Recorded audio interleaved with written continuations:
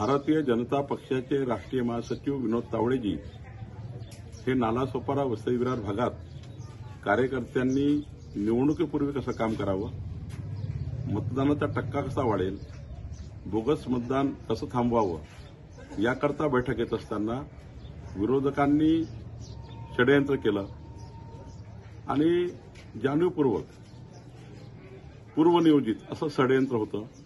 विनोद तावडेवर आरोप करण्यात आले की विनोद तावडे हे कोट्यावधी रुपये घेऊन आले आहेत आणि कोट्यावधी रुपये वसई विरार भागात वाटणार आहेत, नालासोपाऱ्यामध्ये वाटणार आहेत आणि विरोधकांनी एक फिल्म तयार केली, विरोधकांनी मीडिया मॅनेजमेंट केलं आणि विनोद तावडेजींना षडयंत्रपूर्वक गोवण्यात आलं। खरं तर विनोद तावडे राष्ट्रीय महासचिव आहे।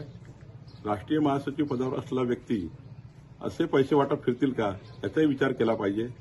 खरं तर विरोधकाच्या पायाखालची जमीन घसरलेली आहे। विरोधक आता निवडणूक हरताच आहे आणि म्हणून भारतीय जनता पार्टींना आणि विनोद तावडेजींना बदनाम करण्याचा प्रयत्न आहे। तपास यंत्रणेने याबाबतची दखल घेतलेली आहे। तपास यंत्रणा या षडयंत्राला तपासेलच, पण भारतीय जनता पार्टी म्हणून आम्ही या षडयंत्राचा पर्दाफाश करू। विनोद तावडेजी हे खरं तर निष्कलंक आहे। त्यांच्यावर जे आरोप लावला तो आरोप चुकीचा आहे आणि विरोधकांना त्यांची जमीन आता घसरल्यामुळं, त्यांची पायाखालची वाळू घसरल्यामुळं असा आरोप करतात आहे।